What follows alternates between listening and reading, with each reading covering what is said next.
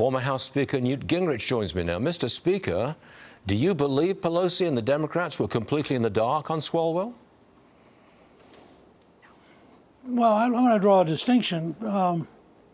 I doubt if anybody who was aware of Swalwell didn't realize that he was a predator, that the rumors about him were terrible, and that. But he got to be a major candidate for governor of California, which tells you a lot about the culture of the Democratic Party. But I don't think they realized that there were going to be charges of rape, that it went beyond just being a guy who drank too much and hit on women to a guy who actually coerced and forced women.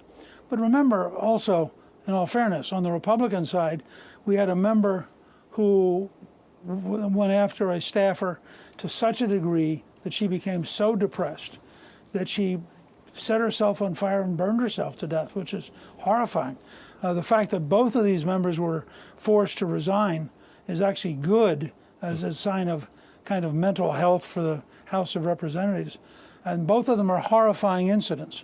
In Swalwell's case, apparently he's facing potentially years in jail, and people are coming out of the woodwork saying, that on such and such a date he raped me.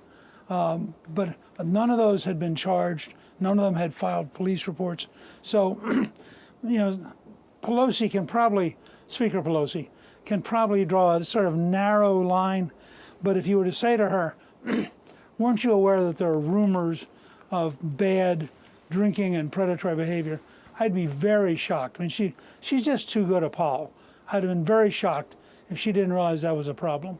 I think you're being very fair, Newt, in a difficult situation. I think very fair indeed. Now, last year at this time, you said, look, we have to have the big, beautiful bill by July the 4th. Well, we got it. This year, it seems to be all about gas prices. Do we need gas prices to be down by July the 4th? Is that critical for the midterms for the GOP? Well, I think they're going to have a lot better chance of survival as a majority if they get gasoline prices back down. I mean, look, I certainly, in my own planning and my own thinking about 26, never calculated a war with Iran, never calculated the closing of the Strait of Hormuz. And having lived through this with Reagan and as a member of Congress, even back with Carter, my first question would have been, if we're going to go bomb them, what's our plan for keeping open the Strait? Because the Strait is such an obvious leverage point for the world oil. 20% of the oil in the world goes through there. And it mystifies me why the Navy and the Air Force didn't have a day one plan for keeping open the Strait, and they're only now beginning to get around to what it's going to take. I'm very concerned. I think, on the other hand, most Americans realize that an Iranian dictatorship that for 47 years has said death to America, openly, publicly chanted it in their parliament, and wants to get nuclear weapons and missiles that can reach Chicago or Seattle or Boston. I think most Americans, if this comes down to the Democrats becoming the pro-Iranian party and the Republicans become the defender of American cities party, you could have a very different fall campaign than anybody expects right now. Maybe more like 2002 when the Republicans gained seats because it became a national defense election and people concluded the Democrats weren't serious. I mean, I think that Schumer and Jeffries are taking them out on a limb of appeasement and a limb of tolerating an Iranian dictatorship that literally would like to wipe out New York City. Now, explain to me, as a New York City politician, how you can turn a blind eye to that. I mean, we're talking now about blind eye about Swalwell. Well, how about a blind eye about Iran? Yeah, again, I think you're being very fair. Now, President Trump heads to Las Vegas today. He's going to celebrate the no tax on tips idea. That's a good place to go, I would say. If you no tax on tips, go to Las Vegas. The rule change boosts take-home pay for tipped workers by an average $1,675 a year. I look on that as a big positive for the GOP in the midterms. How about you? I think it's positive, and I also think it's positive in every hair salon in America, every barber shop in America. I mean, any place where people work for tips, they're going to be better off, significantly better off, because of the Trump tax cut on tips. And the challenge for Republicans, and as you know, I've been active as a very long time as a Republican. Republicans often do great policy and terrible communications. Well, if you don't go out and sell your policy, if people do, you can't expect the media, which hates you, to do it. You can't expect the Democrats to do it.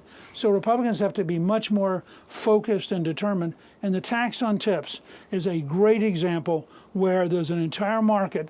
There's also, by the way, the tax on overtime. I mean, you look at a place that's had, for example, fires or floods or whatever, and you have all these emergency workers working overtime. All of them will have a tax break because of Donald Trump and the Republicans. If they don't know that, you can't expect them to be happy and grateful, because it's not something they understand. Fair enough. So that's the Republican problem. It's not the taxpayer problem. Yeah. I'm sure you've seen this, but Senate Democrats are posting some very large fundraising hauls in recent weeks. Some of the numbers are on your screen right Sure. now. Is that a warning sign for Republicans in the Senate? Yeah, to some extent, although my guess is if you looked at total Republican resources, they're going to dwarf the Democrats. But look, the Democrats have had a good run. There are a lot of investors who like to be with the winning team. Right now, it feels like in April that the Democrats are going to be the winning team. But I always remind people, George H.W. Bush as vice president was 19 points down in May.